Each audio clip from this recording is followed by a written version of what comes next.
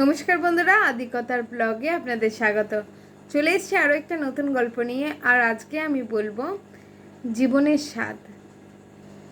একদা কিছু ছাত্র তারা তাদের এক পুরনো শিক্ষকের বাড়িতে সবাই মিলে গেল। আর এখন কিন্তু তারা যে যার মতো নিজের জীবনে বেশ প্রতিষ্ঠিত হয়ে গেছে। তো সমস্ত ছাত্রই তাদের শিক্ষকের সাথে নিজেদের বর্তমান জীবন সম্পর্কে আলোচনা করতে শুরু করলো। কেউ বলল তারা নতুন গাড়ি কিনেছে, কেউ বলল যে তারা ভালো নতুন ফ্ল্যাট কিনেছে, তো ইত্যাদি ইত্যাদি বলতে লাগলো শিক্ষকের কাছে। তো এইভাবে কিছুক্ষণ গল্প করার পর শিক্ষক মশাই সকল ছাত্রের জন্য চা নিয়ে এলো, আর তার সাথে 3 রকমের কাপ নিয়ে এলো। একটা হচ্ছে চীনামাটির কাপ, যেগুলো দেখতে খুব সুন্দর।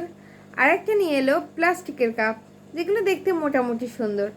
আরেকটা নিয়ে এলো কাগজের কাপ, যেগুলো দেখতে অতটা সুন্দর না। তো এই কাপগুলি দেখার পর ছাত্ররা যথারীতি সবাই মিলে মজা করতে লাগলো। বললো চীনামাটির কাপগুলো কাদের প্রাপ্য, সেগুলো নিয়ে কথোপকথন শুরু করলো। তো এই নিয়ে বেশ খানিকক্ষণ মজা করার পর কেউ বলল যে স্যারের কাছে আসার উদ্যোগটা আমি নিয়েছি, তাই এই চীনামাটির কাপ আমার প্রাপ্য। আবার কেউ বলল যে আমি পড়াশোনায় খুব ভালো ছিলাম, তাই এই চীনামাটির কাপ আমারই প্রাপ্য। আবার কেউ বলল যে আমি গাড়ি চালিয়ে নিয়ে এসেছি স্যারের কাছে, তাই এই চীনামাটির কাপটা কিন্তু আমারই প্রাপ্য। এইভাবে সবাই সবাইকার মতো নিজের প্রাপ্যটা বলতে লাগলো। তো তাদের এই কথোপকথনের মাঝেই শিক্ষক মশাই বললেন যে আমি ইচ্ছে করেই কিন্তু এই 3 রকমের কাপ নিয়ে এসেছি, যাতে তোমাদের বোঝায় যে অ্যাকচুয়ালি জীবনের সত্যটা ঠিক কী। তখন শিক্ষক বললেন, সবাই মন দিয়ে শোনো। এই কাপটাকে ধরো আমাদের জীবনযাপনের বিলাসিতা, দামি গাড়ি, দামি বাড়ি, দামি পোশাক আশাক ইত্যাদি।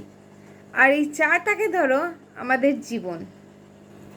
তাই তুমি যে কাপেই চা খাও না কেন, প্রতিটি কাপের চায়ের স্বাদটা কিন্তু একই। অর্থাৎ জীবনযাপনের স্ট্যাটাস আলাদা হলেও জীবনের স্বাদ কিন্তু সবারই একই।